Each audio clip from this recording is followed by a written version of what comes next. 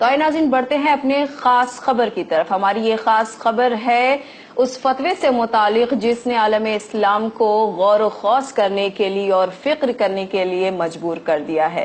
جی ہاں ناظرین، ہم بات کر رہے ہیں مصر کے الازہر کے مفتی و عالم ڈاکٹر الطیب کے دیے گئے فتوے کے متعلق، جنہوں نے اس فتوے میں شیعہ اور سنی حضرات کے درمیان پیدا ہونے والی غلط فہمیوں کے نہایت ہی امن اور صبر کے ساتھ تمام جوابات دیے ہیں۔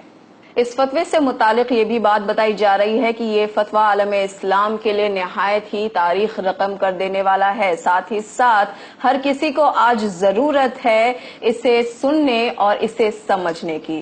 یا ناظرین، ہم بات کر رہے ہیں پچھلے دنوں ایجپشن چینل پر دیے گئے انٹرویو میں بتائے گئے وہ تمام سوالات کے جوابات جنہیں دیے تھے الازہر کے مفتی و عالم ڈاکٹر الطیب نے۔ اور اس ٹی وی چینل پر پوچھے گئے یہ سوالات اور ان کے جوابات کچھ اس طرح تھے۔ پہلا سوال، آپ کے مطابق کیا شیعہ عقائد میں کوئی پریشانی نہیں ہے؟ الطیب نے کہا بالکل نہیں، بلکہ 50 سال پہلے شیخ محمود شلتوت جو کہ الازہر کے چانسلر بھی تھے، انہوں نے یہ فتویٰ جاری کیا تھا کہ شیعہ فقہ اسلامی فقہوں کا 5واں فقہ ہے، جیسے 4 فقہ اسلام میں پہلے سے ہی موجود ہیں۔ دوسرا سوال، ہمارے بچے شیعہ اسلام سے کافی متاثر ہو رہے ہیں، اسے اپنا رہے ہیں، ایسے میں ہم کیا کریں؟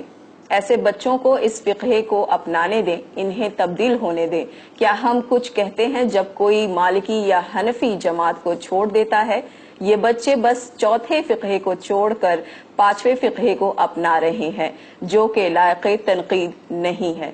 شیعہ اب ہمارے رشتہ داروں میں سے ہوتے جا رہے ہیں، ان کے بچے ہمارے بچوں سے نکاح کر رہے ہیں، اس پر آپ کیا کہیں گے؟ انہوں نے جواب دیا، اس میں غلط کیا ہے، نکاح ہم مذہب سے جائز ہے۔ پھر سوال کیا گیا، ایسا کہا جاتا ہے کہ شیعہ حضرات کے پاس الگ قرآن مجید ہے۔ اس پر انہوں نے جواب دیا، یہ تمام دقیانوسی باتیں ہیں اور غلط فہمیاں ہیں، اور نہ ہی ان کا قرآن ہم سے الگ ہے، اور نہ ہی ان قرآن کی سورہ الگ ہیں ہماری قرآنی سوروں سے۔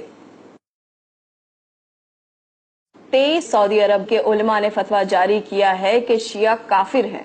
الطیب نے جواب دیا، مسلمانوں کے لیے فتوے جاری کرنے کی الازہر کے پاس ہی اتھارٹی ہے، اس لیے اس کے علاوہ جاری ہونے والے سارے فتوے بے معنی اور جعلی ہیں۔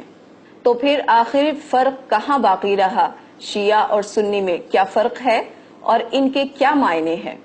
الطیب کا جواب تھا، یہ تفرقات بیرونی سازشوں کی پالیسیز ہیں جو شیعہ اور سنی حضرات میں فساد پھیلانا چاہتی ہیں۔ ان کا اگلا سوال، میرے پاس نہایت سنجیدہ سوال ہے، اور وہ یہ کہ شیعہ حضرات ابو بکر اور عمر کو نہیں مانتے، تو پھر آپ کیسے کہہ سکتے ہیں کہ یہ مسلمان ہیں؟ الطیب نے جواب دیا، ہاں یہ حضرات نہیں مانتے، پر کیا ابو بکر اور عمر کو ماننا اسلامی قوانین میں شامل ہے؟ ابو بکر اور عمر کی کہانی تاریخی ہے، ان کا اسلام کے بنیادی عقائد و قانون سے کوئی لینا دینا نہیں۔ ان سوالات پر حیرت زدہ ہوتے ہوئے ایک اور سوال کیا گیا کہ شیعہ حضرات کا بنیادی مسئلہ ہے، اور وہ یہ ہے کہ شیعہ حضرات کہتے ہیں کہ ان کا امام وقت 1000 سالوں سے اب بھی زندہ ہے۔ الطیب نے جواب دیا، ہو سکتا ہے کہ وہ زندہ ہوں، کیوں، کیا یہ ممکن نہیں ہے؟ پر یہ کوئی ضروری نہیں ہے کہ ہم سنی حضرات بھی ان کی طرح اس پر عقیدہ رکھیں۔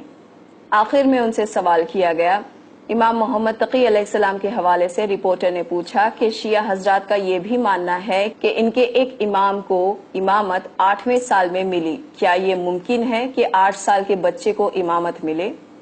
الطیب نے جواب دیا کہ اگر ایک نومولود بچہ نبی بن سکتا ہے جسے ہم نبی عیسیٰ کے نام سے جانتے ہیں، تو ایک 8 سال کے بچے کا امام بننا کیا مشکل و ناممکن ہے؟ اور یہ بات کوئی عجیب بھی نہیں، حالانکہ ہم اہل سنت حضرات اسے تسلیم نہیں کرتے، پر شیعہ حضرات کا یہ عقیدہ اسلام سے باہر کا نہیں ہے، اور نہ ہی اسلام کو اس سے خطرہ ہے، اور یہ حضرات مسلمان ہیں۔